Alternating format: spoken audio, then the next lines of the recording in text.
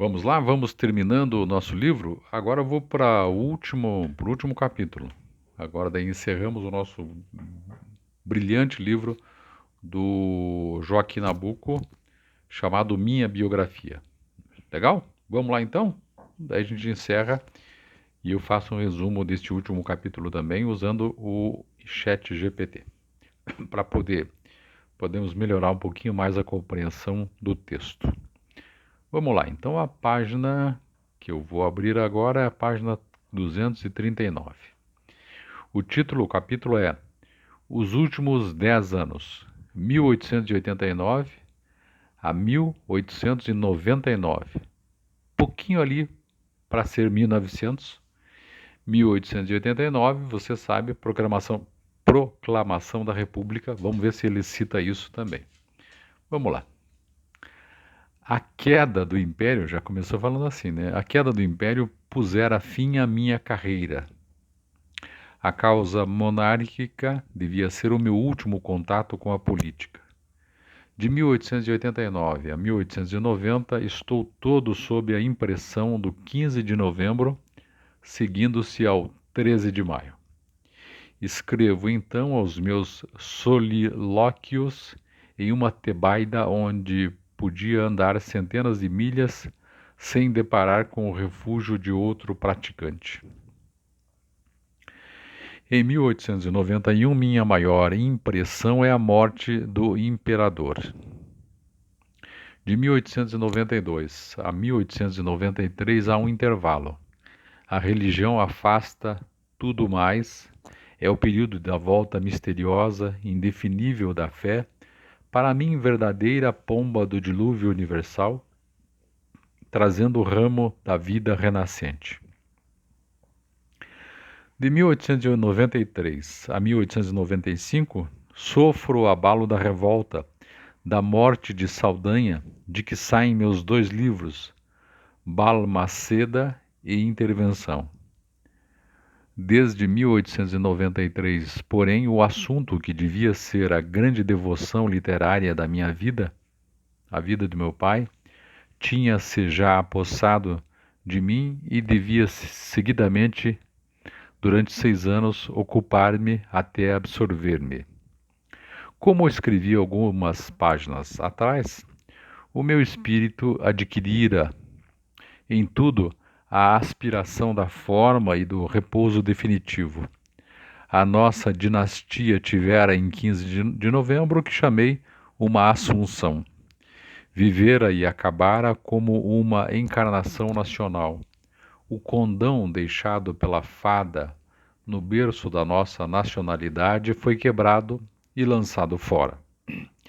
Quem nos disse que o desfecho não estava previsto por ela? A independência, a unidade nacional, a abolição. Nenhuma dinastia jamais esculpiu na sua pirâmide um tão perfeito cartocho.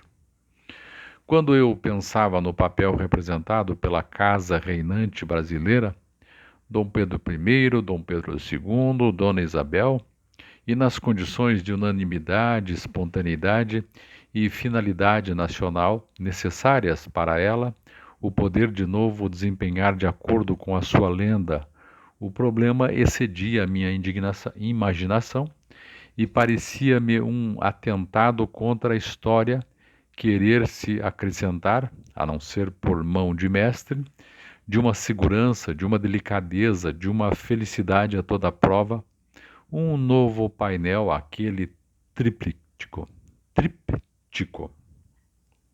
Por outro lado, durante os anos que trabalhei na vida de meu pai, a minha atitude foi insensivelmente sendo afetada pelo espírito das antigas gerações que criaram e fundaram o regime liberal que a nossa deixou destruir. O que eu respirava naquela vasta documentação não era um espírito monárquico inconcebível, bastando como uma religião, como uma bem-aventurança aos que por ela se destacavam no mundo. A monarquia, para aquelas épocas de arquitetos, pedreiros e escultores políticos incomparáveis, era uma bela e pura forma, mas que não podia existir por si só. O interesse, o amor, o zelo, o fervor patriótico deles dirigia-se à substância nacional, o país. Sua vassalagem ao princípio monárquico era apenas um preito rendido à primeira das primeiras conveniências sociais. Para tais homens, verdadeiramente fundadores, um terremoto poderia subverter as instituições, mas o Brasil existiria sempre, e a sua voz seria forçoso acudir, qualquer que fosse o vendaval em torno, e quanto mais ferido, mais mutilado, mais exausto, maior o dever de o não abandonar. Eles não estabeleceriam nunca o dilema entre a monarquia e a pátria, porque a pátria não podia ter rival. 241. A impressão desses sentimentos varonis, desde a antiga lealdade, foi grande em mim, e à medida que eu ia respirando, o desejo aumentava de não deixar, pelo menos, o meu túmulo murado do lado do futuro. Compreendo a carta de Berryer, moribundo, a Henrique V, como compreendo a carta do Conde de Chambord sobre a bandeira branca. A monarquia francesa gerara uma cavalaria, um ponto de honra aristocrático, um espírito de classe à parte, e mesmo assim era como o próprio Berryer, como Chateaubriand, como o Duque de Aumale, la France est toujours là. Que os nossos antigos homens de Estado, desde os tempos coloniais, e o imperador lhes refletia o sentimento patriótico absoluto. Colocavam a pátria fora de competição com qualquer outra ideia ou sentimento. Eu, porém, não tinha uma parcela de legitimismo, de direito divino. Minha caracterização, o acento tônico, era outra, liberal. Não no sentido passageiro, político, de expressão, mas no seu sentido humano, eterno, e como liberal, a aspiração sintética da minha vida tinha que ser a de não me dissociar, qualquer que fosse sua forma de governo, dos destinos do meu país. Assim mesmo como monarquista, me fui pouco a pouco distanciando da política. Meu espírito cristalizara sob faces que o faziam sempre rejeitar como antipolítico. Que podia eu mais tentar sozinho, por mim mesmo? Em 1879 eu me alistara para uma campanha que supunha havia de durar além da minha vida. Fiz assim, posso dizer, voto perpétuo de servir uma grande causa nacional, o que devia durar mais de 30 anos, durou somente 9, mas nem por isso eu economizei forças, iniciativa, imaginação para outros empreendimentos. A abolição, além disso, pelo seu sopro universal, isolara-me dos partidos, afastara-me de sua esfera contenciosa. Por hábito, eu agora aspirava a viver em regiões de ar mais dilatado, onde se respirasse a unanimidade moral, a fé, o otimismo humano, o oxigênio das grandes correntes de ideal. Demais, eu me convenci de que os partidos, os homens, as instituições rivais, em uma mesma sociedade, hão de ter o mesmo nível, como líquidos em vasos que se comunicam. Página 242. De que o pessoal político é um só, os idealistas, os ultra, e de cada lado sendo imperceptíveis minorias. Por último, de minha inaptidão para lidar com o elemento pessoal, de que dependem em política quase todos os resultados, era-me de todo impossível encontrar de novo em mim o impulso, o movimento, o ímpeto das nossas antigas cargas de abolição. Lutas de partidos, mítins populares, sessões agitadas da Câmara, tiradas de oratória, tudo isso me parecia pertencer à idade da cavalaria. Agora, o menor problema político me causava uma timidez invencível. Tornava-se nacional, internacional, e todos convertiam-se em casos de consciência. Uma série de reflexões que tomavam a forma de máximas políticas eram outros tantos avisos de perigo sobre qualquer superfície desconhecida que eu quisesse pisar.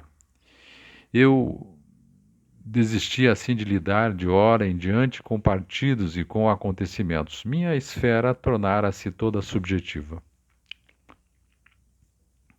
Há épocas em que o associar-se, ainda mesmo com outros melhores do que nós, é trair o ideal próprio que cada um tem em si e que lhe cumpre o seu modo lapidar e polir ao infinito. Essa minha frase sobre o isolamento de André Rebouças, quando não imaginava o fim melancólico que ele havia de ter, exprime muito do meu próprio sentimento. É preciso roubar ao mundo uma parte da vida, e é melhor que seja afinal, para dá-la aos pensamentos e às aspirações que não queremos que morram conosco. Os últimos 10 anos são assim o período em que o interesse político cederá gradualmente o lugar ao interesse religioso e ao interesse literário, até ficar reduzido quase somente ao que tem de comum com eles. Quando digo interesse político, quero dizer o espírito político, porquanto a emoção, a parte que tomam na sorte do país aumenta com as peripécias, as contingências, os vórtices dos novos dramas. O autor e o ator desaparecem. O espectador, esse, porém, sente a sua ansiedade crescer e tornar-se angustiosa. Posso, portanto, terminar aqui a história de minha formação política e mesmo de toda a minha formação, porque das novas influências que me vão dominar, no resto da vida, a religiosa já se encontrou na infância e nas letras na mocidade. Página 243. As regras lutaram em mim anos seguidos, como se viu. As letras lutaram em mim anos seguidos, como se viu, contra a política, sempre com superioridade, até vir a abolição que durante os 10 anos as relegou, como tudo mais, à imensa distância. Extinto este grande foco de atração, nenhum outro teria o mesmo poder contra elas. Ainda assim, talvez tenha apenas havido entre elas e a política uma verdadeira fusão. A história é, com efeito, o único campo em que me seria dado ainda cultivar a política, porque nele não terei perigo de faltar à indulgência, que é a caridade do espírito, nem a tolerância, que é a forma de justiça a que eu posso atingir. São essas duas faces a que há pouco aludi, sob que meu espírito cristalizou. Dizendo as letras, quero apenas dizer o que elas podem ser para mim. O lado belo, sensível, humano das coisas que está ao meu alcance, a ressonância, a admiração, o estado de alma que elas me deixam. Foi a necessidade de cultivar interiormente a benevolência o que talvez me dispôs a trocar definitivamente a política pelas letras, a dar a minha vida ativa por encerrada, reservando como vocação intelectual, a política não fora outra coisa para mim, o saldo de dias que me restasse para polir imagens, sentimentos, lembranças que eu quisera levar na alma. Olhei a vida nas diversas épocas através de vidros diferentes. Primeiro, no ardor da mocidade, o prazer, a embriaguez de viver, a curiosidade do mundo, depois a ambição, a popularidade, a emoção da cena, o esforço e a recompensa da luta para fazer homens livres. Todos esses eram vidros de aumento, que mais tarde, como contraste, a nostalgia do nosso passado e a sedução crescente de nossa natureza, o retraimento do mundo e a doçura do lar, os túmulos dos amigos e os berços dos filhos, todos esses são ainda prismas. Mas em despedida ao Criador, espero ainda olhá-la através dos vidros de Epicteto, do puro cristal sem refração, a admiração e o reconhecimento. Assim foi o livro Minha Formação, do Joaquim Nabuco. Agora eu vou ler um pequeno resumo desse trecho que eu acabei de ler para vocês. O trecho Os Últimos 10 Anos, 1889 e 1899, de Joaquim Nabuco, é uma reflexão profunda e melancólica sobre a sua trajetória após a queda da monarquia no Brasil, marcada por um progressivo afastamento da política e uma crescente dedicação à religião e à literatura. Após o fim do Império, em 1889, Joaquim Nabuco abandona a política ativa, marcada até então por seu engajamento abolicionista e monarquista. A morte de Dom Pedro II, em 1891, e os conflitos internos da República, como a revolta da Armada, o impactam profundamente. Durante esse período, ele se volta à fé e ao trabalho literário, especialmente à biografia de seu pai, o que aproxima do espírito das gerações fundadoras do regime liberal. Nabuco critica a decadência dos ideais políticos de seu tempo e conclui que a monarquia foi, para os grandes estadistas do passado, apenas um meio de servir a pátria, nunca um fim em si.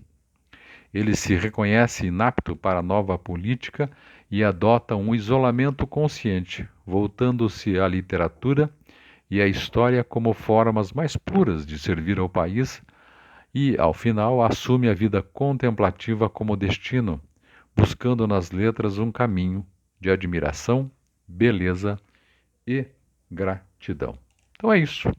Acabamos a leitura desse excepcional livro. Que bom que você ficou comigo até o final. Deixe seu recado, inscreva-se, divulgue nosso canal.